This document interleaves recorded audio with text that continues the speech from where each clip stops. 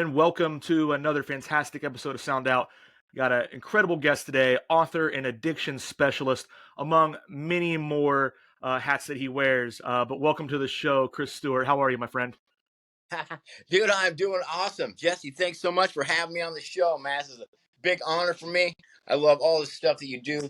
I know we hit it off back in New York for sure, but we just become good friends over the years. And so I'm super excited to see you again and to be on the show. Thank you. Man, the honor is mine. Uh, yeah, we've stayed in touch over the last couple of years. Like you're a good friend, and it's so cool to see the stuff that you are doing. And really just making the world a better place. So you're such an empowering and uplifting person, and your stories are amazing, and your books are amazing, and I want to cover all of that. You're one of my favorite people to talk to, and so I've been really looking forward to this. And I think a good place to start is your story. You're very successful today, and you're doing incredible things. You're keynote speaker. You're an author. You've got these incredible programs to just help the world, for lack of a better way to put it. And but you have an incredible story. So I'm gonna give the floor to you if you would like to share that with everybody and let them know a little bit about yourself. Yeah. My story is definitely not for the faint of heart. It's definitely not the worst story I've ever heard, but yeah, it's packed with triumph and tragedy all together as one. I left home at 15. I had a very strict missionary parents, and and similar to like you, right? I was in punk rock, and I just wanted to be a rock star. So when my parents said, "Hey, we're moving to Europe to be missionaries," I said, "You guys go there. I'm heading to Hollywood. I'll see you later." That was kind of the crux of it. And I got to Hollywood, man, and I realized like being a 16-year-old kid on his own living in Hollywood probably wasn't the wisest choice I'd ever made. And just through a series of events, I got into gangs and you know got into a lot of gang violence and things like that, and then started getting into drugs, and ended up playing in bands, but more or less what is that thing they used to say is like I was a musician dabbling in drugs, and then I became a drug addict dabbling in music, and that kind of took me down a long road, and ended up marrying the woman of my dreams at 29. Thought I had it made, had a house in Santa Monica, and then couldn't give up the drugs. And so by the time I was 31, man, I was living on Skid Row in downtown Los Angeles, and I stayed there for about a year.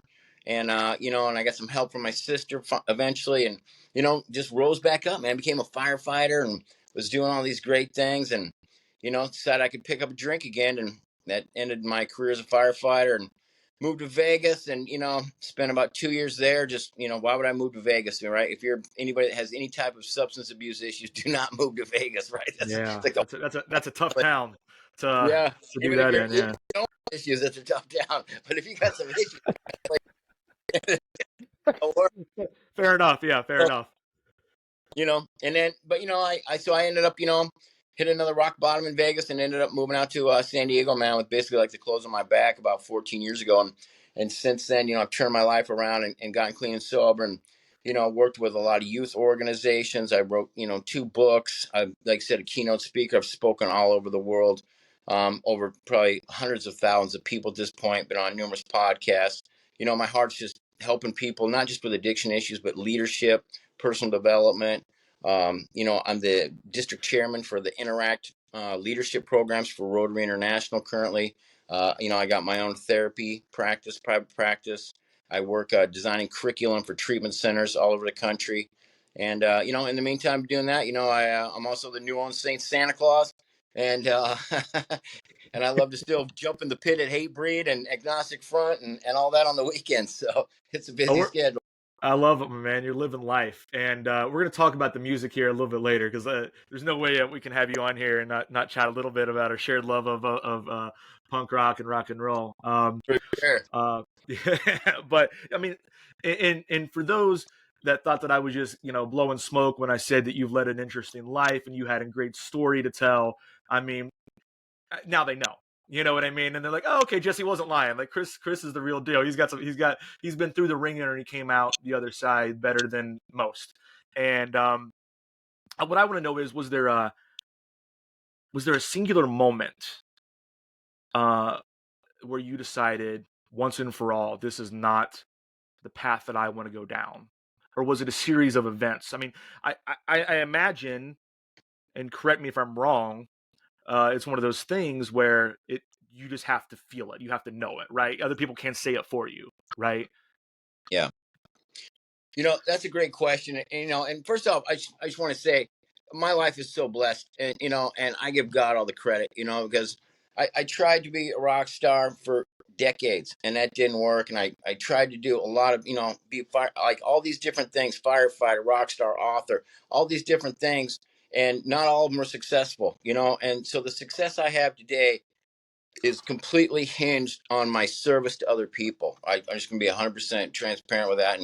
And I'm very blessed and consider myself very humble, in that aspect of it. You know what I mean? It's not about a bunch of money. It's not about fame and fortune and things like that. It's about getting the message out to people who might have never had somebody positive in their life, or might not have ever known anybody to go through similar stuff that they've gone through and actually made it out. Because I mean, let's be honest, man. If we're looking at substance abuse, and my side coming from a therapist and a counselor working in treatment centers for years and all this stuff, it's like, man, ever since fentanyl came out, man, it's changed the game. Like you can't dabble in drugs anymore. These kids in schools, it's like you don't just go from like drinking Budweiser or whatever it is and smoking some weed to whatever you want, man. Now it's like you take one pill, you die. You know what I mean? It's Yeah. so it really Scary so I'm stuff. really yeah, I'm really blessed that I came out of that lifestyle before fentanyl.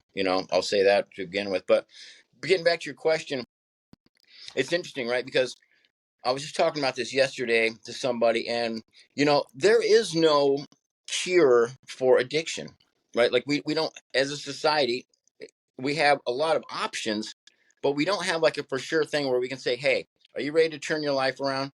Then you know what, this is exactly what you need to do, or you need to take this exact pill or go to this exact program or anything. And we promise you in 6 months, you will be, you'll be free of this whole monkey on your back or whatever demon in your soul, whatever you want to call it.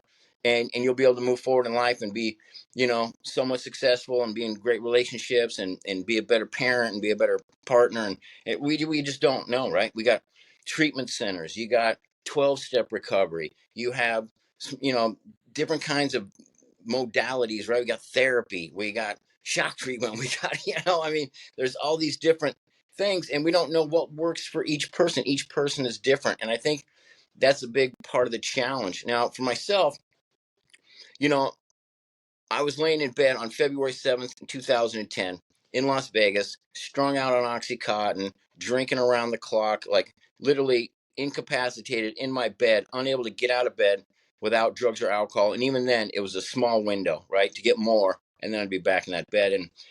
And my phone was buzzing all morning. And I thought it was people that I owed money to, because I owed a lot of drug dealers money. And you don't owe drug dealers in Las Vegas money without there being some consequences. And so I thought, all right, man, they're on their way to get me. And when I actually looked at my phone, it was like a bunch of my friends and family saying, hey, congratulations, the New Orleans Saints are in the Super Bowl. And I was like, what? Like, I was so out of it, man. Even though I've been a Saints fan my whole life. I mean, I got a Saints tattoo, right? Like, I'm the Saints fan now, but that's part of the story. That's why I'm sharing it. Is for me, what happened was, I'm like, wow, I'm so out of it. I don't even know my team's in the Super Bowl today. So I scraped together all my change. I went to this gas station by my house. I got a bottle of wine and some couple cans of malt liquor. Went back, tried to pound those to feel better. You know what I mean? Because I didn't have any drugs. I was withdrawing. And I'm watching the game. And, about halfway through the third quarter, I was out of money. I was out of drugs. I wanted to literally die, right, again that day. And so I made this promise, or I screamed out to God, kind of like one of those, things. I don't recommend this, but what I did was I said, hey, God, tell you what, you let the Saints win the Super Bowl today, and I will turn my life around and be a great guy for work, and I will be like, make Mother Teresa look like Hugh Hefner. You know what I mean? But if the Saints don't win the Super Bowl, then like just let me die, right? Like I'm gonna figure Oh out a way. man. I don't have a gun, but I'm like, I will figure out a way to end my life today somehow. And a miracle happened. Like, 20, 30 minutes later, there was an interception, some other stuff happened, and all of a sudden the Saints won the Super Bowl. And I was like, well, crap, now what do I do? You know what I mean? I'm like, Made a like, promise. yeah. this wasn't supposed to happen. Like it wasn't that I'd like just come from church and I was like praying, like, hey God, I know me and you are besties right now, so let's get this show on the road. I was like, you're not even a lot. You're not real to me. You're not there. Obviously, if you don't love me, you hate me because look at my whole life. It sucked and everything bad could happen to me. And so, I'm giving you one last chance, God, right? I'm giving him one last chance, right? And and then I was like terrified. I'm like, oh man, like I made a deal and God came through on his end of it. I better come through on mine. And through a series of events over the next couple of weeks, I didn't get sober, but I got sober enough to where I could like drive a car again and actually, talk to people. And I just got in my car one day, man, and I literally, with the clothes on my back, I remember I had a skateboard, I had an acoustic guitar, I had a Dimebag Darrell Pantera shirt, a pair of old black Dickies with cigarette burns in them, and some Walmart Crip Slips, like those shoes you get at Walmart for $5 that are like black with the brown bottoms. And that was like all I had. And I put that in my car and I just drove, man. I picked up a 6-pack of tall cans and I just drove from Las Vegas to San Diego. And I started getting into 12-step work and, getting into some other stuff, therapy, and really that's how it kind of started. But the thing is that I had 10 years before that of trying to get sober, going to AA and all this stuff, and none of it had worked, man. That's where I was. I like to say my morning routine on February 9th, the day before the Super Bowl, was to wake up, take a shot of vodka, throw up, take another shot, throw up, take a third shot, which hopefully would stay down. Then I would snort a half of 80 Oxycontin, smoke some weed out of a pipe that was already packed, and then lay in the fetal position for 5 minutes and 26 seconds to 5 minutes and 31 seconds, which was the exact amount of time it took for everything to kind of kick in so I could just get out of bed and like start the whole day. So this was like a Wow. major thing for me to deal with and to go through. And I tried for a long time, man, and just nothing seemed to work for me. And still to this day, I can't say that I can pinpoint to one single thing. I can't say that it was 12-step recovery. I can't say that it was a great therapist. I can't say it was that I worked for 12 hours a day for the first 6 months of my clean time, so I didn't have time to do anything. Um, it was just a combination, but, definitely, and even like the spirituality part, right? You hear a lot of people talk about, if they get sober, they change their life around, whatever it is, from going from extreme poverty or something, like they thank God. And I thank God now, but I wasn't thanking him then. Even after I had that little prayer with him on that day in Las Vegas, it wasn't like I woke up the next day and like cracked a Bible and I was like, all right, you know what? I guess we're friends now. I was Yeah. still took years for me to actually even get through the haze and the fog, and to even feel decent enough about myself to like be like, is there actually hope for me? I mean, that's a powerful moment. And I know you said it wasn't flipping a switch, but the fact that you had that and that kind of turned things around and changed the trajectory of your life, I think is amazing. And like, it's how appropriate that it was the Saints football team, right? I mean, like, Isn't that funny? that is wild, man. And you sort of touched on something like spirituality that I wanted to ask you about. Like, both of your books, prayers, punk rock, and pastries, right? And gifts from God I didn't deserve, or I don't deserve. They both make mention of a higher power, of God, spirituality, that sort of thing. So what sort of role does that play in your life today? Well, today it's the crux of my existence. Like I told you what my old morning routine was, right? Wake up, drink, snort Oxycontin, smoke weed, lay in the fetal position, try and get out of bed. And nowadays, like I wake up and I crank Amazing Grace by the Dropkick Murphys. I sit on the side of my bed and I say, thank you, God, for blessing me with this amazing day to help go serve other people. Thank you for keeping me drug and alcohol free. Thank you for keeping me codependency free, vape free, whatever it is that, I've overcome. And I'm like, okay, and then I tap my feet 3 times, say, I love you, I love you, I love you. Let's go do this, right? And I jump up and then I speak into this like big picture I have up on my wall of the Superdome, the New Orleans Superdome, right? And it's like an aerial view of the Saints when they played the Falcons, the first game back from Hurricane Katrina. There's about 78,000 people there. And I walk right up to the wall and I go, good morning, New Orleans Superdome. Are you ready to rock? My name is Chris Stewart, and I have been sent here to give you guys a message of hope and power and strength and love. Who's ready to have the best day ever? Let's go, right? And then I go and turn on the hot water and make myself a cup of coffee and make myself a smoothie, and then I do some prayer, and then I have like a little meditation routine. So the first like 45 minutes of my day, I'm already getting fired up with like going out with the spinning, I don't know if you can see like my little hope dealer thing above me. Um, and then and so like that's my morning routine now, right? Is like just going, God, thanks for giving me this day, because I don't even know why I'm here, but there must be a purpose. And then I crank some punk rock, and then I speak into a big thing, and I hit the road, and I come back 12, 14 hours later after I've talked to hundreds of people, like no matter what I'm doing, right? I was saying that's one thing about being clean and sober that's given me the ability to do, and this is the one thing, if you're listening to this and you're kind of struggling, is for me it totally changed the trajectory of my life from going to having to be somebody different to every single person I talk to being able to be the same person to everybody I talk to. Right. So before, if I would talk to you and I was at work, I would try to get you to buy whatever it was I was selling, whether or not I was working in restaurants or playing music, or I was like, hey, come check out what I got. Look at what I got. Right. And then, I'd talk to the ladies like, hey, how you doing? I'd make up some crazy story about how successful I was when I wasn't. So, you'd like me or whatever. And then, when I would talk to, whoever it was, people in the grocery store, I'd make up some lie. Oh yeah, sorry, I'm on my way to do something, huge or whatever. So like I don't even know these people, right?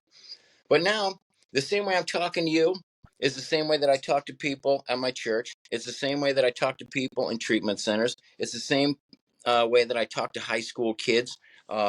This afternoon, I just got back from working with some high school kids. I talked in the same tone, same enthusiasm. It's the same way I talk to my neighbors. Like every single person, if you follow me around every single day, will tell you the exact same thing about me, right? They Yeah. won't go, oh, what about Chris? Oh, watch out for Chris.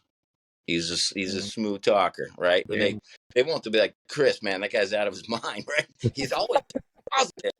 This like, he like, you mean the punk rock guy with all the tattoos? Yeah, oh, he's great, right? Or in that church, oh, the guy that always wears the suits. Oh, I know that guy. Like, but people always say the same thing. They never like. There's not 10 different me's cruising around the community or around the country talking different stories. You know what I mean? It's always the same. Was that a conscious effort on your part to do that, or did you find that through the process of recovery and healing that you found the more authentic you beneath all of that? I think it's a little bit of both, right? I think in the process of not having to hang around certain types of people, that the lifestyle, if you drink and use drugs daily, those kind of people that you're hanging out with, it's like when you start to hang out with a better caliber of people, let's say, or people that don't necessarily try to get something over on you, then you quit trying to get stuff over on other people. But it also was definitely a very conscious decision, like I got into personal development almost immediately when I put down the drugs and the alcohol, because while I like 12-step recovery, it wasn't enough for me, right? Even still to this day, like, I appreciate it and I think it's a great thing and it helps a lot of people, but I need something besides that to kind of, I like to play a bigger part in society. And so I needed something that would kind of propel me further. So, I started getting into like motivational speakers, like Les Brown and Tony Robbins, right? And like Brendan Bouchard and like all these guys, Jim Rohn, and people that were like successful entrepreneurs, people like Gary Vee now, Yeah. like like people like that, like from the get-go. And so I kind of was like, okay, what are these guys doing? I'm like, hey, these guys are just being themselves and they're motivational. And I can do that, right? And so, it was just one of those things where I really made the intention of I don't want to have to go back to this person and apologize because I lied to him. That was really what it came down to at the end of the day, right? It was like, I, I don't want to tell this person something and then get caught and look bad, right? Because now I actually have some stuff to lose. When you have nothing to lose, you don't care, right? Like, who cares, right? I'm just Sure. going to take something from your house and hawk it and get high, and I'm never going to see you again or whatever. But if you actually have to go back to that person's house, like, you don't want to take anything from their house, and you don't want to like tell them something that's not true and then have them catch you at the grocery store. Like, hey, I thought you said you were sick. Like, what are you doing at this at this concert? Like, oh, hey, what's going on? Good to see you. Funniest thing happened. I got a vitamin D shot, and well, here I am. And who Got this better girl real is? quick, just in time for the doors to open. It's crazy. Yeah. You know who she is? I just met her here. You know what I mean? I didn't bring her with me. That's not why I canceled on you. So it was just that, wanting to be a better person, wanting not to, and for me, you know, you know me because you know me person, but I'm pretty empathetic and relatable to people. So like, A, I'm not a good liar, first of all, but B, like I don't like to be hurt. And so one of the things, it's kind of like that, old cliche, do unto others as you want them to do unto you.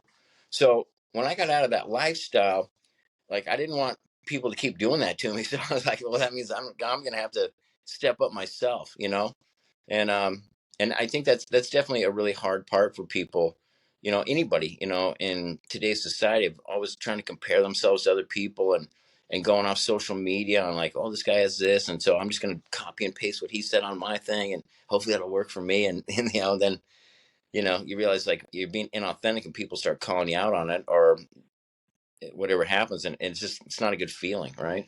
Yeah. It's embarrassing. You know what Yeah, I mean? And it's like it just the whole thing, and it can just create a whole downward spiral. You know what I mean? A lie to cover a lie to cover a lie kind of thing. And then next thing you know, like you don't even know who you are as a person. Um, yeah, you're talking about so much, and I don't know the answer to this. So I'm really asking for myself as much as the audience listening. But I know what you do with addiction and recovery and all of that. But I mean, you have so much wisdom and so many just pearls that are just interwoven in the way you talk. How much of what you do is to help folks that struggle in other aspects and other avenues in life, whether it be anything from like unemployment to mental health, or you know what I mean, any of that kind of stuff. Do you deal with a lot of that as well? Just general motivational aspects of all of that? yeah, 100%. It's interesting because I always tell people that I spend 90% of my time talking about addiction to people that don't have any addiction issues. You Interesting. know, and it's like I've been very blessed that way to, I guess, by the way I carry myself, by the way that I speak, by some of that knowledge, because I've actually, gone and gotten a degree in addiction specialty, and so I know, like, the science behind it, not just from my own personal experience. But like last night, I was with the district attorney of San Diego and the head of the DEA and the mayor of Carlsbad, the city I live here in California, and like three other city council people, and we're talking about fentanyl, right? Like how does that happen? How do I get like in with the head of the DEA, and I'm taking him toe Yeah. to toe on what's going on with the Sinaloa cartels and why fentanyl's this, and how we can help schools and all these things. And I kind of look around the room, it's like surreal. I'm like, what am I doing here? You know what I mean?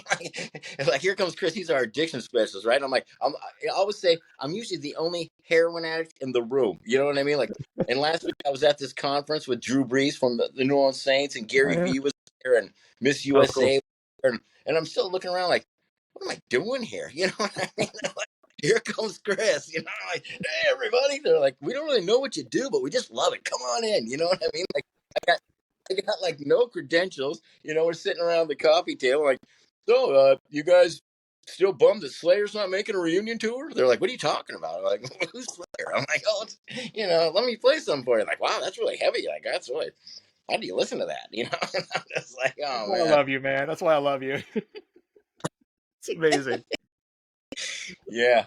But it's You bring up something very interesting though, and uh, you're educated from both ends of the possible spectrum of this. You've lived the life experiences, and you've hit rock bottom, and you've worked your way back up, and you made it through to the other side. But you also have a degree, and you're educated in the traditional sense of this.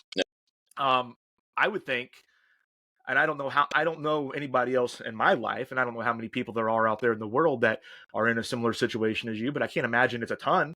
Uh, and I think that would make you uniquely equipped to be able to just knowing who you are as a person, I know you can, like you just said, you can relate to anybody.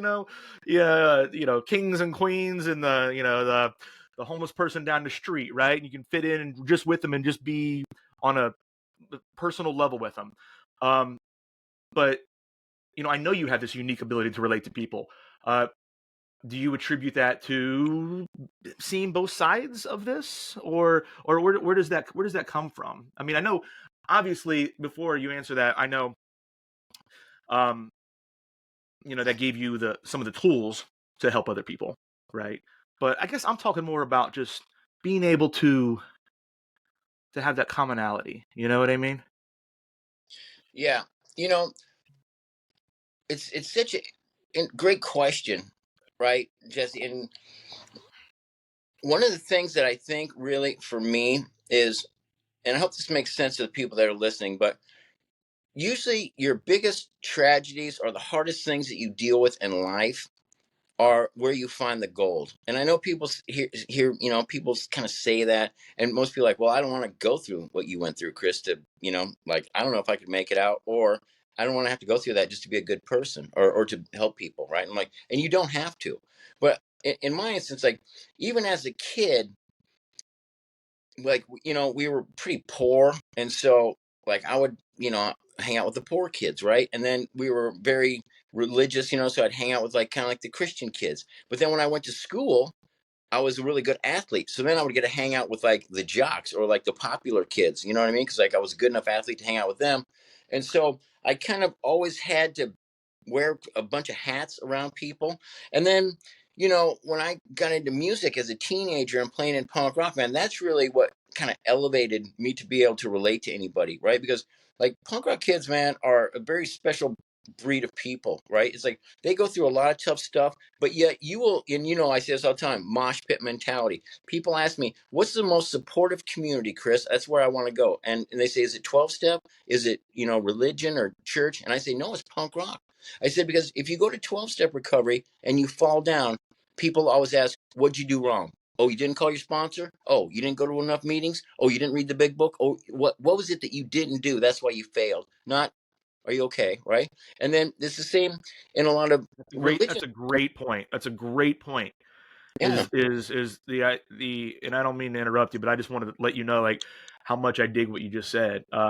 It's not blaming and finger pointing. It's you're part of this for the most part. You You know know, what I mean? Punk rock. It's a beautiful thing. That's what and people don't understand about it. They don't get it. That's what they don't understand about it. 100%, right? And it's the same with, like, if you go to faith-based communities, and this isn't a knock on 12 step, this isn't a knock on faith-based, but it's the same thing. You go to a faith-based community, and oh, your kid's doing drugs, like, oh, how come he didn't come to youth group, huh? Should have come to youth group. Maybe we could have helped him. Or you getting divorced. You guys weren't doing daily Bible studies together, were you? A marriage that, and there's nothing wrong with those things, but that doesn't always necessarily Yeah. translate to as a child or in a marriage, right? Once again, everybody looks for, like, what you did wrong to cause this problem to happen to you, right? But in the punk rock community, you got 100 people going in a circle pit or doing whatever they're doing. Music's cranking, all different races, sizes, shapes of people, all different kind of socioeconomic backgrounds. And if somebody falls down, everybody stops. Everybody. Doesn't matter who, it could be 100 people. Everybody stops. We pick them up and we ask them one question: are you okay? That's it. And if they nod their head, then we all keep going. Yeah. We don't stop and pick them up and go, hey, are you emo? What the hell's the matter with you? Well, you don't have to be in the skate pit. Like, oh, are you too drunk? Or, oh, you too high? Or, oh, what? Your parents get divorced? You can't handle the pit? Like, we don't come up with all these things that's, like, wrong with them. We just say one question: are you okay? And then if they nod yes, I'm okay, then we keep going, right? Or if they're not, then we pull them Yeah. off to get them help. I But love that, man. I love that so much, and I've been on both sides of that.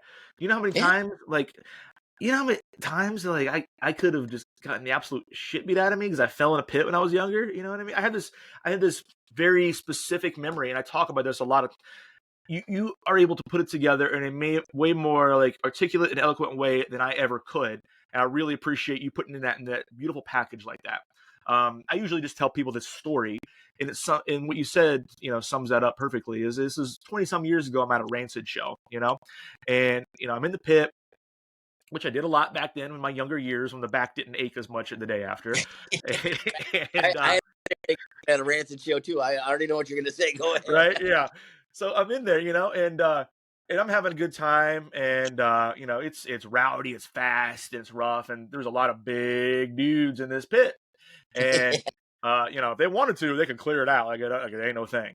And I stepped on like a wet spot, and I started to slip. It was like a cartoon character, like my feet up in the air, like, oh! And Yeah. before my head hit the ground, the largest man that I've ever seen in my life grabs a hold of me by my arm with one hand, pulls me up, and says, "Are you okay?"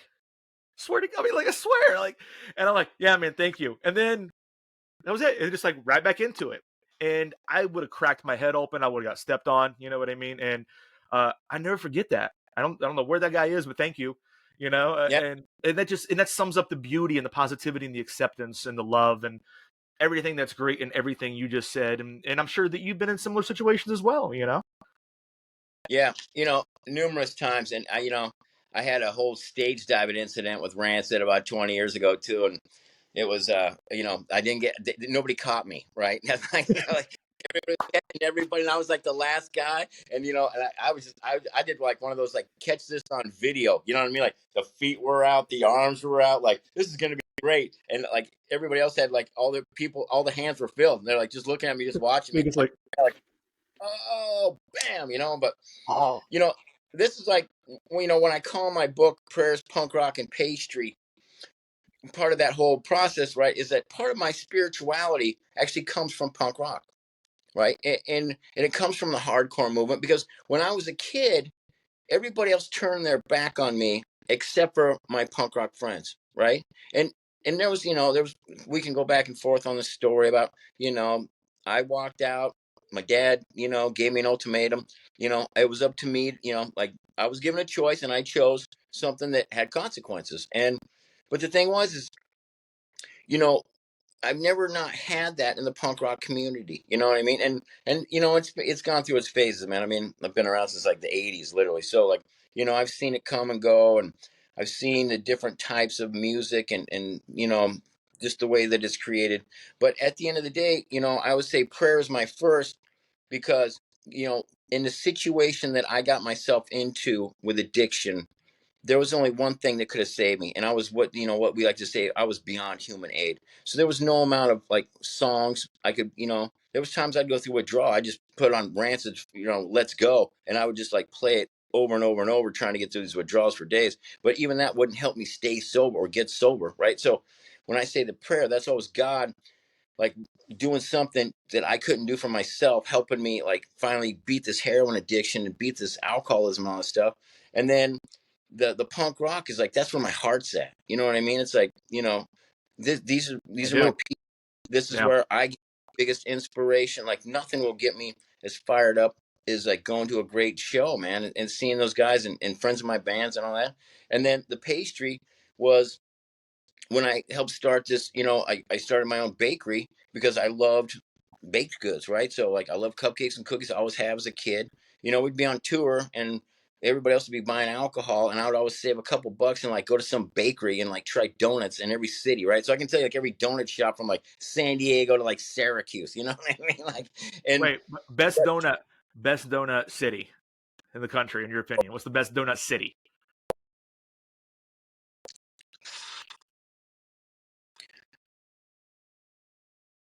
Put you on the spot, I know. I would say Austin, Texas, currently. Okay, nice. Yeah, All right. I mean, we got like 3 or 4 of these, like, sort of bougie donut shops, but Yeah. at the same time, it still has some of the old school mom and pop shops as well. But I That's mean, what I'm saying, Austin's like, man. You can go anywhere. You can go anywhere. You can get the yeah, bougie donut or the mom and pop. that it's like one of the only. I mean, like, Portland, Oregon used to have a lot of good shops, but that town's kind of been overrun by crime and a bunch of other stuff, and so it's not. A lot of those places closed, but I would say probably Austin for sure. And Okay.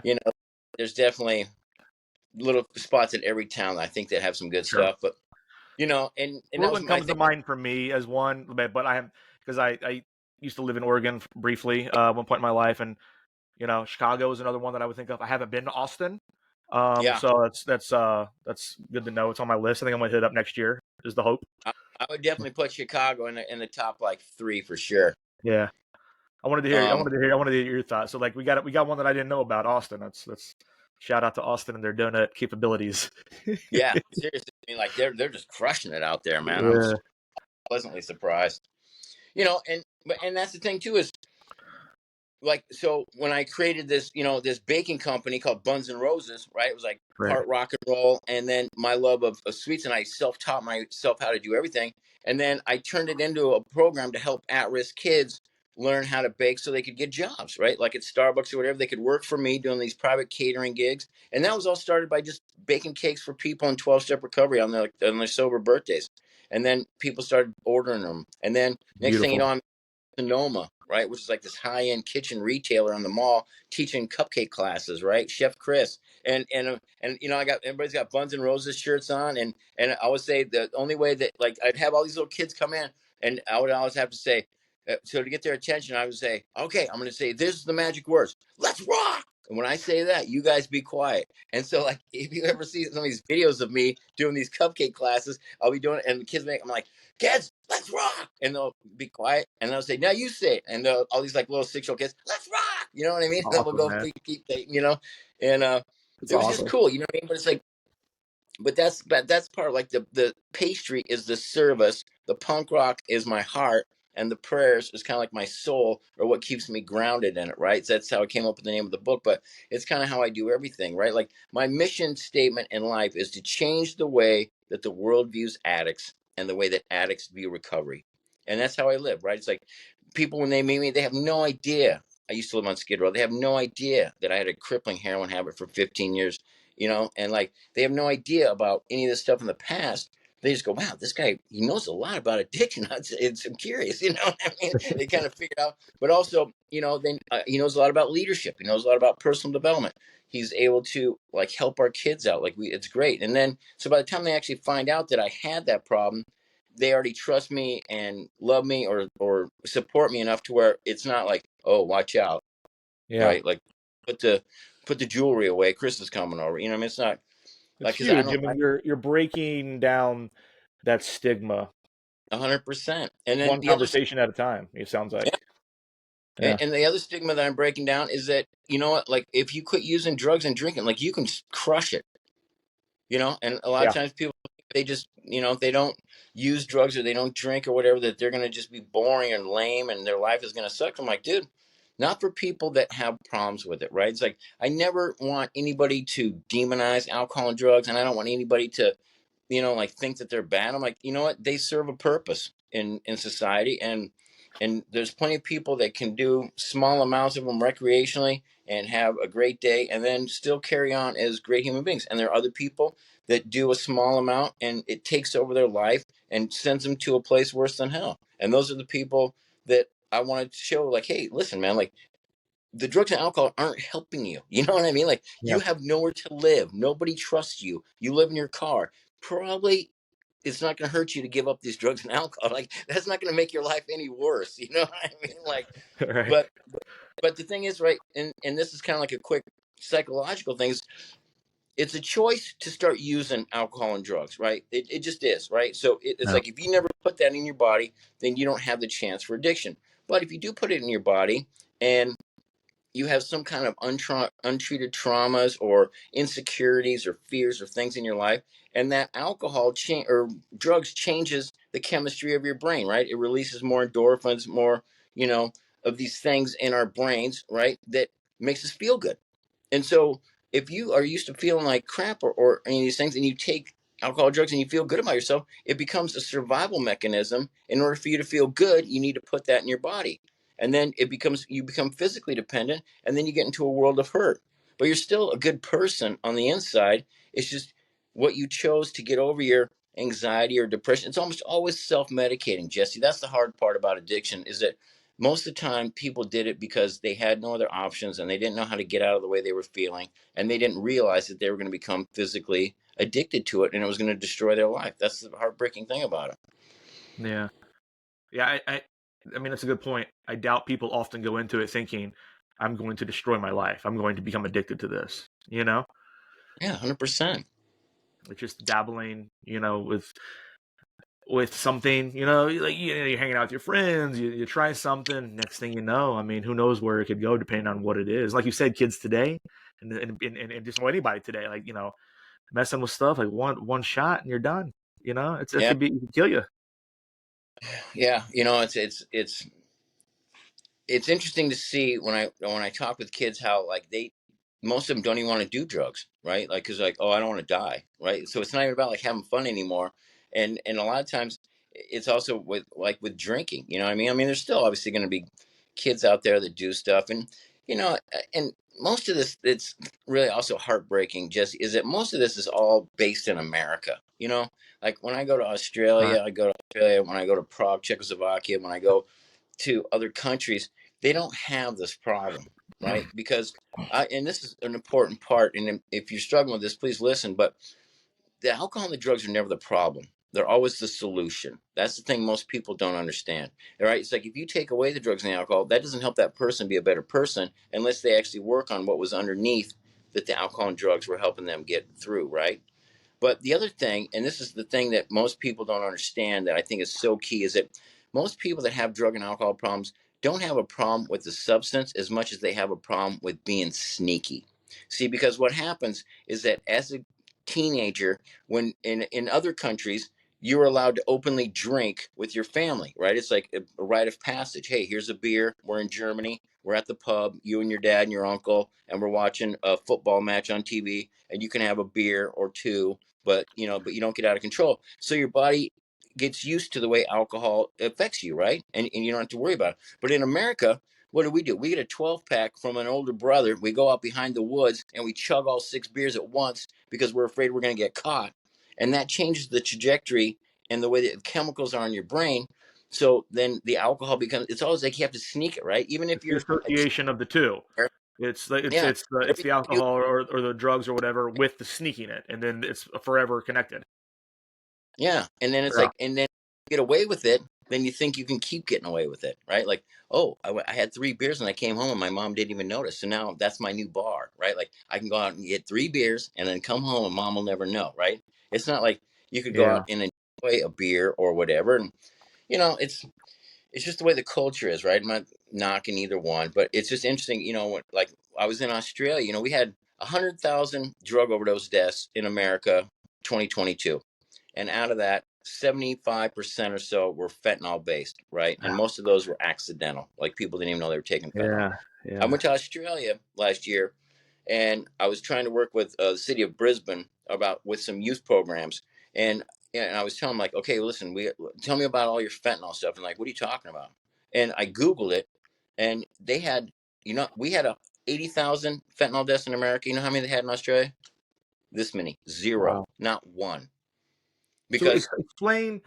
I know a little bit about it, and I don't know a ton, but like for anybody that's listening that doesn't know what fentanyl is, can you take a second just to explain how somebody may take that unknowingly or something like that?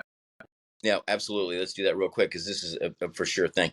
So the best way to describe it is fentanyl is a synthetic opioid, which means that it's not anything. You don't have to grow a flower and then harvest it and dry it and do anything like you would like an opium poppy or anything.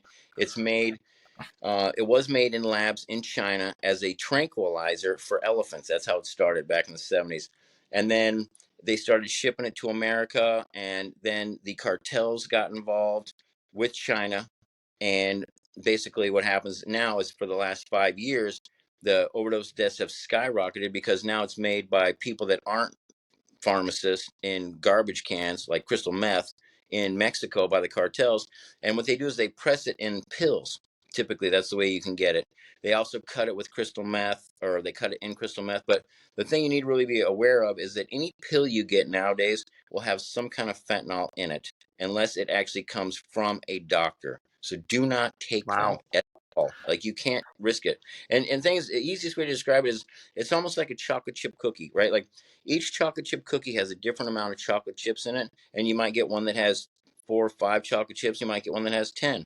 Well, fentanyl is like that in these pills, and you might get a pill that only has like one little bit of fentanyl in it, or you might get one that has 6 little granules in it, and those 6 granules are enough to kill 5 people.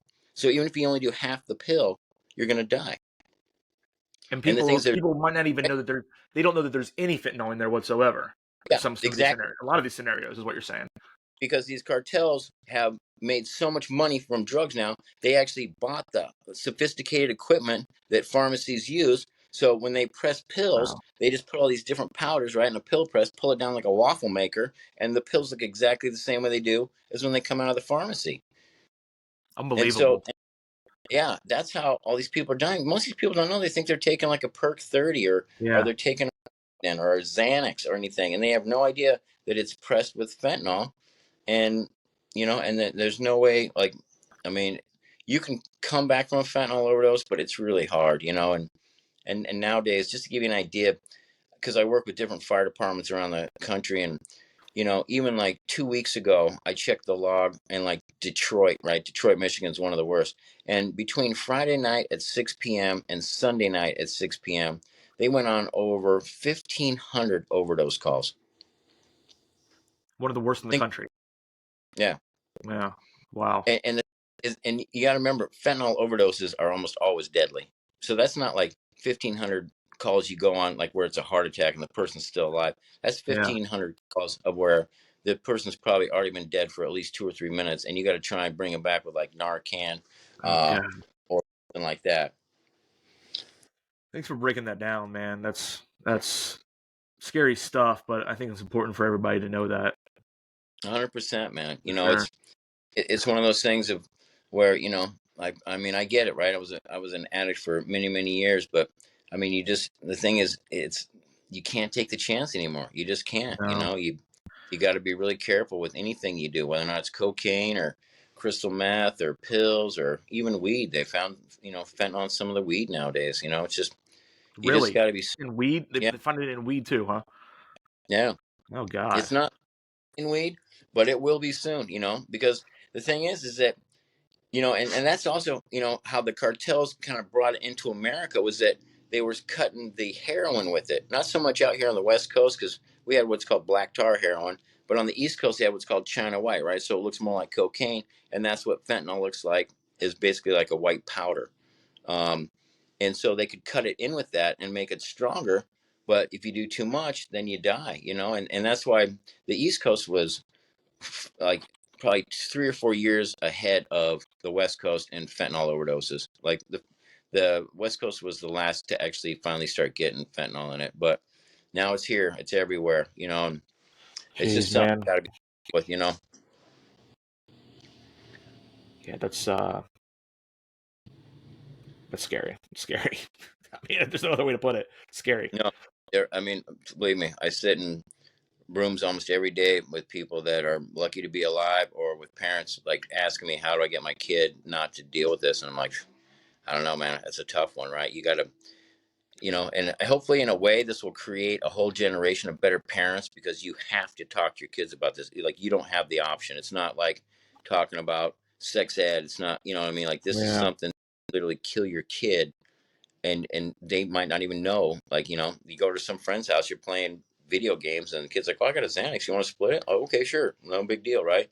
But the kid got the Oh, Xanax from some kid down the street who doesn't even know that there's fentanyl in it, and they break it up, and each of them takes a half, and you know, well, the next thing you know, man, they're not breathing. So it's just something everybody's got to be super careful of. Not to yeah. bring anybody down, but like it's one of those things, like, we got to protect each other, right? That's the thing. Yeah. Like, you got to. This isn't about any socio-economic. This isn't about only happening to lower income people. This is like everywhere, right? And it's a full out assault. Everywhere, all walks of life. There's Private. no avoiding it. It sounds like. Yeah. So do you deal quite a bit with kind of raising awareness of this and I kind of an educational aspect to it? Yeah, Yeah. because like I said, it's one thing if you choose to do drugs, right, and things like that, but this isn't a fair fight. You know what I mean? Like, to Yeah. me, fentanyl shouldn't even be classified as an opioid or as a drug, because drugs don't kill that many people, right? I mean, being a heroin addict myself for years, like we didn't have to worry about dying. I mean, there was always the thought, you might get a bad batch or something, and you could OD, but it wasn't like every single day if you decided to get high, you were going to die. You know what I mean? Yeah. So And playing Russian roulette, Russian roulette. Exactly. Yeah. My and Lord. it's not fun either, right? Like fentanyl Yeah. just like knocks you on your butt. You know what I mean? So like if somebody takes it, it's not like they can take it and like go to work and like, oh hey, I'm in a great mood. You know what I mean? Hey, how you doing? Good to see you. You know what I mean? Like they take it and it's like, you know? Yeah. Yeah. Yeah, Wow. it's a tough one, man. But we're spreading awareness of it, and more people are jumping on board, and hopefully we're getting some kind of grasp on it at some point. But like I said, man, it's a different world today, and this is why I'm so committed to all the stuff that I do, because people got to hear about the hope, and people got to hear about what's out there, and we're not, you can't hide behind the curtain anymore and think that it's somebody else's problem or somebody else's kid or somebody else's Yeah. friend or family member, right? This is like all of us, man. We're all in this together, and the time has come to finally start addressing things as a whole. Well said. Well said. And that kind of leads me to the next couple things I want to ask you. I want to ask you about the, the best advice that you have ever received from someone at any point in your life. Is there something that really stands out as a great piece of knowledge that you carry with you?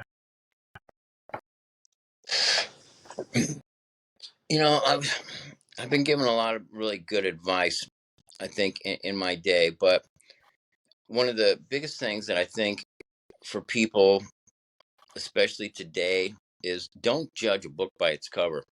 Like I know it's like a kind of a cliche saying, but one of the things that I've seen in this country especially is, we start putting all these labels on people, right? Like, oh, you're trans, oh, you're an addict, oh, you're this, oh, you're this, or you're this, and now we got like 20 different identities on people, and the thing is that now, it's like we've all become accustomed to where if we just hear this certain word, we instantly go, oh, I don't want to be a part of any of that. Like, no, I'm not doing that or whatever. But the thing we forget is that there's a human being somewhere in there, right? And a human being that doesn't need to feel like crap about themselves because of whatever thing that they believe in, you know? And it's like, it's all, I don't know. I mean, it's all like set up to like make us all not want to get along, right? And I think this is one of the things that's so hard is like, it's like, put your phones down, man. That's like the best advice somebody gave us. Like, you know what? Like, get off your phone for like 3 hours a day. You know what I mean? Like walk outside or something, literally. But My you know, wife would agree that would be great advice for me as well. Put your phone yeah, down, because I'm always like working on it and stuff. But yeah, she would definitely she'll agree with you on that for sure. and it is, but at the same, and that's the thing is, like that's why these kids are even turning to fentanyl, right? It's because like they've lost the ability to talk with other people or to be, around other people, and because now they just can't, they talk to their friends on their phones or Yeah. things like. What But do they call it? the Like doom scrolling, right? You just kind of just like scrolling through whatever. next thing you Um, know, right? And but yeah, the thing is like, homeless people are still people, drug addicts are still people, trans people are still people, right? Like any type of, Christians are still people, right? Like, I mean, there's so many different things that people put on these identities, and it's like, there's still a person in there, right? Whether you care to like agree with their thought process, that's not what I'm asking you, right? And that's not what I'm telling you. What I'm saying is don't judge a book by its cover, because it's like there's good people that are in every type of identity, let's say, right?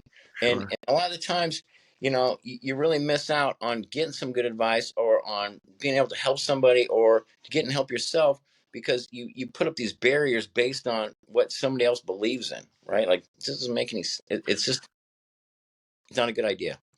And I think that's great. And you're saying, oh, it's a cliche, and we've heard that before.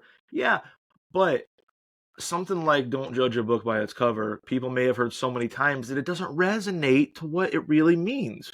And I think Right. it's worth repeating, like you're repeating it and putting emphasis on it.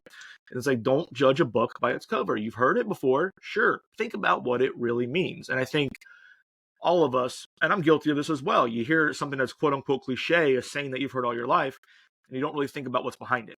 And when you do, you're like, that's a reason that it became a cliche because it's relevant. You know what I Yeah. mean? And it's great advice. And that, I was going to ask you, and you may have just answered it, but what advice do you want to give to anybody listening to this?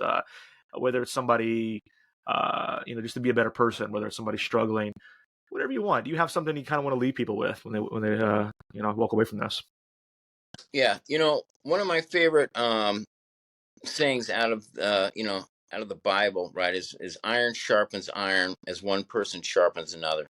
And I love that saying because it's so true. It's like, you and I having this conversation today, not only does I hope does it help other people, but it's helped me, right? It's like Help me too, man. Help me too, these brother. great conversations with people, having somebody you can talk to, like being able to, just have somebody that cares about you is so important. And the things, if it's like one of those things, like don't wait for somebody to do it for you, do it to somebody else, right? Like I feel like that's some of the biggest things, especially kids nowadays. Like they sit back in their room and they wait for something to come to them, so they'll decide what they want to do instead of like going out and doing it for somebody else. Like I don't see a whole lot of people doing things for other people as much. And and I get it because if we literally scroll on social media, there's all these terrible things happening, war here, and this type of person is evil, and this and that. Like this is why you don't get on there. This is why you don't watch the news, right? Because this is just one person's way of telling you, like if we want to look for bad things, they're going to be easy to find, right? I mean, it's so easy to find bad things happening in the world, bad people doing bad things to other people like that don't deserve it. But the thing is that you can't accept that as reality, right? Like you have to go, okay, this is what's going on in this part, but you know what? Here's what I'm going to do in my part, right? Like how can I help that? How can I help those people, get the things that they need? Like I don't know anybody in Israel, and Right. and, and and I'm not going to fly over there and start passing out water, but I'm also going to see like what can I do to help Yeah. other people that are going through hard times, right? Yeah. Like Yeah. that's just one example. Same, if we look at Ukraine and Russia, if we look at, we look at all the homeless people. I mean, how many people are there that in every city I go to, I see tent cities everywhere now. Used to be in like L.A., New York, Boston. Now it's like I don't care, man. I'll go to Portland, Seattle, Sacramento, San Francisco, Los Angeles, San Diego, Boise, Idaho, Austin, Texas. There's tent cities everywhere. You know what I mean? It's not that hard to buy a case of water and like pass it out to a couple people on the corner. I'm not saying like go down into those tent cities at midnight with like a couple bottles of water trying to make friends, but I'm saying during, the daytime, right? Like you'll change your aspect about those people. I can promise you, if you go out and you just hand out a couple bottles of water and ask those people, are you okay? The old punk rock mentality, right? Like, are you okay? I just have some water or I have a sandwich or something. It's like a The simple, human connection. Yeah. yeah. And I get that that. person, what happened? Like I was an electrician, and I lost my job during COVID, and I never got my job back, and they evicted me out of my house, and now I was in my car, and then they towed my car, and now I'm here in this tent. I hate my life, and I wish I could have somebody to help me. Like I don't know what I can do, but like I'll see what I can. At least I can give you a sandwich or whatever. Like Yeah. if and I say it because like look at my own story, right? Like I'm the perfect example. Like I was a kid that lived in the suburbs whose parents were missionaries, and through some decisions and some bad decisions I made, I was married at 29 to my, and just to give you an idea, my wife was the vice president of marketing of Activision video game company, right? Like she's the one responsible for Tony Hawk Pro Skater, Oh right? wow. And Yeah. so that was my wife, and that was our home in Santa Monica. And because I couldn't give up the drugs, or I tried and I couldn't, right? Like I didn't, I couldn't. Yeah. And so then I got kicked out of that home, rightfully so, right? Because when you're stealing money from the bank account, when you're doing things you shouldn't be doing, it affects everybody in the house. So I had to leave, and then I stayed in my car, or I stayed with some friends. But then the friends I was staying with, I stole some things from them to keep dealing with my habit, right? And I acted in inappropriate ways at their home, like They don't need drug addicts, like, passing out on their couch when their family's coming over to visit, right? Like things like that. Yeah. And then I stayed in my car. And then literally one day I was out walking around the streets of Hollywood trying to find stuff to sell or hawk or whatever. And I had too many parking tickets, so they towed my car. And that's how I ended up on Skid Row. So I went from being married to an executive at Activision video game company in a beautiful home, having like two beautiful dogs and a car in the driveway and having a great life, being the neighborhood Santa Claus. And within 6 months, I was on Skid Row in downtown LA, one of the worst places to be, right? And then I came back, right? So it's like, think if I wouldn't have people that invested in me, we wouldn't have this conversation. There would be no hope dealer, right? Yeah. And, Yeah. and it's the same thing. And I just tell that story so people understand, like, hey, like, I was the kid, like, that you never thought would even do drugs, let alone end up on Skid Row. And that was like right until I got to Skid Row, right? Like there was some questionable behaviors, but it was never like, oh, there he is, here he comes, right? I was like, are you sure you're gonna be okay? Are you sure? And I'm like, oh, I'll be great, right? That'll all be great. And then I woke up one day and there I am, right, with a shopping cart and a blanket and a broken TV I'm trying to sell to somebody for a hit of dope. Damn. And then, but then people believed in me somehow still, right? And like I asked for some help. That's the thing, right? I had to ask for some help and people gave me some help. And then I had to work really, really hard to get back up there. And there was some slips, but people say, 2 steps forward, 3 steps back. Man, I was taking like 10 steps forward and 3 steps back, 10 steps forward, 3 steps back. So at least I was keeping the momentum going. You know what I mean? I never went back below the one level. And Do you believe in like destiny, like a purpose? Uh, the reason I ask is because it almost seems I don't know if I do or not. I find it an interesting concept, but for you to have went through what you went through and come out on the other side of this, educated, successful, and being able to spread this message and help so many other people, you can't help but wonder. I think, right? yeah, you know, I'm like you, right? I go back and forth on it. Some days when things are going good, I'm like, all right, this was my destiny. And then other days when things aren't good, I'm like, this is bullshit. You know what I mean? I'm not dealing with Exactly. stuff, right? Exactly. But but real quick, I'll tell you this great story I heard last week from Drew Brees, right? He was quarterback for the New Orleans Saints, and he was actually the Super Bowl MVP, and that's like a rare thing, right? It's like one of only 50 people Yeah. in the world. But he was talking about how when he was a high school senior, he was the number one rated football player in the state of Texas, right? So like 5A high schools, which means there's like 3,000 kids or something. And he was the number one rated player. But no colleges wanted to give him a scholarship because he was he was too small. He was like 5'11", 6 foot tall. And like, you're not going to translate. And so he only got 2 scholarship opportunities being the number one player in Texas. As we all know, Texas is like the mecca of high school football, right? Yeah. And he got an offer from Purdue and from Kentucky.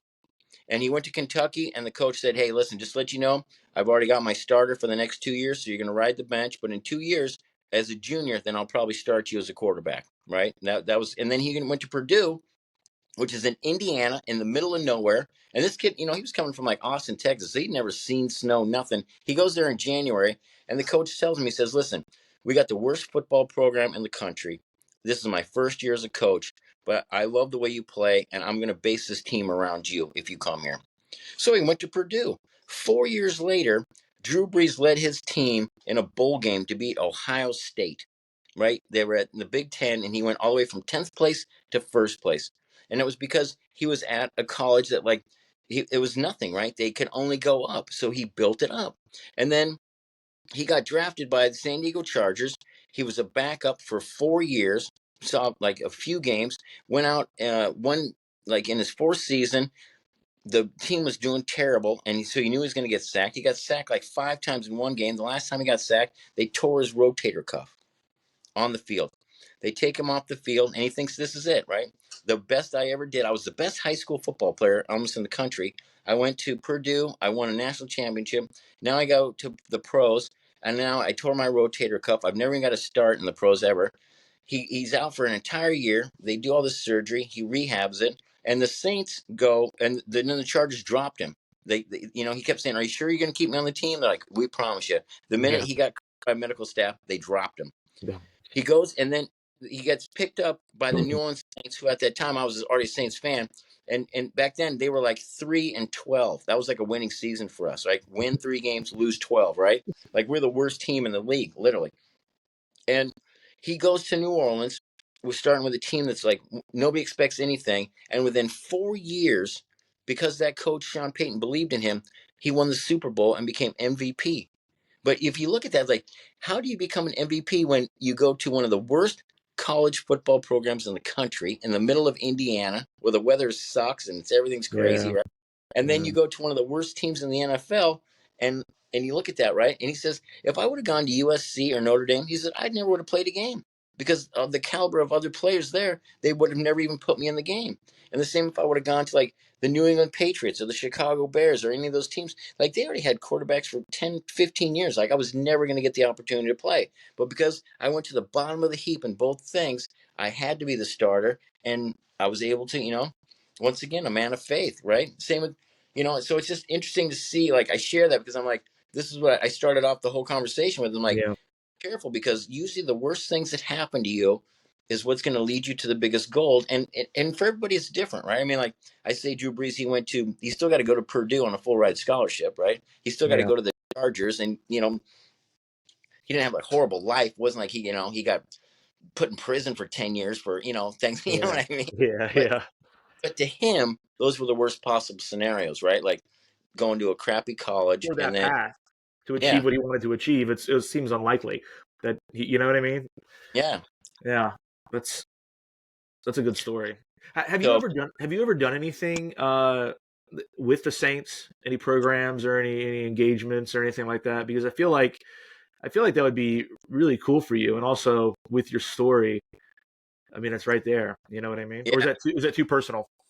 no, I have been trying for years. Oh, Like I have been yeah. trying for years. Like I've written dozens of emails, and I think you know this, but I'm actually the self-imposed New Orleans Saints Santa Claus. Right. I So know that, which is cool. yeah, every year when they have home games, I have this outfit I made, or I had a friend of mine make it for me because I'm not that skilled in sewing. But it's like a full gold and black Santa suit. It says Santa Claus on the back, and so I go before the games, and I've taken literally probably no joke, probably close to like 5 or 6 thousand pictures every season with like all kinds of people, and people know who Yeah. I am now, and I know some of the other guys that are like super fans, like the That's Popes cool. and so this year I figure is going to be my breakout year. Like this year I'm going in Yeah. strong, right? I Because I like already it.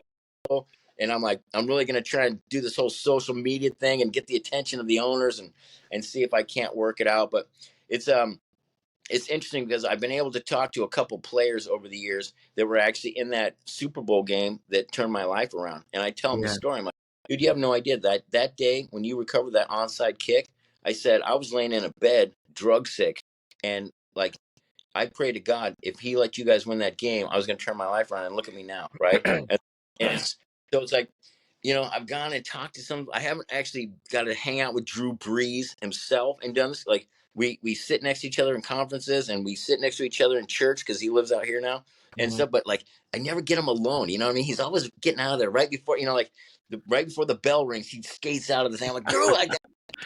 So I'm gonna get him one of these days. You know what I mean?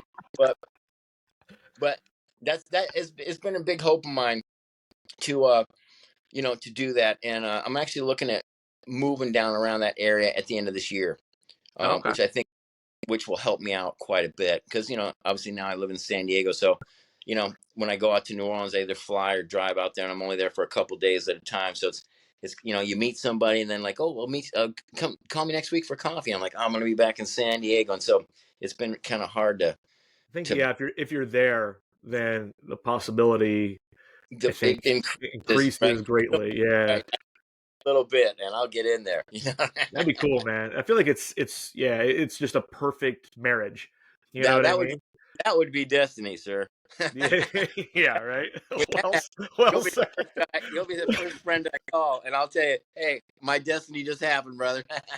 That's beautiful, man. Well, listen, I'm gonna let you go in a second, but I want to ask you before we end the show. Yeah. We're gonna talk a little bit about music. We're gonna end it with that, right? So, Okay. who who are you listening to right now? Who you been playing through your record player or your iPhone or whatever you have lately? Yeah, I'm kind of like I've been on this like kind of kick of two big genres, right? So every weekend there's this great show called like Down at the Crossroads that I listen to on my laptop, and it's like on public radio, and it's like Mississippi blues, like what I like to call like back porch blues. You know what I mean? Acoustic, like Yeah, Robert Johnson and yeah, Howlin' Wolf and stuff like that, but like the real old kind of obscure stuff. You know what I mean? that's Where like the cool. record scratches, Yeah, and you try and replay it, and like you realize you can't because you actually have all six strings on your guitar. Those guys had like two. You know what I mean? So you can't figure out what they had. You know what I mean?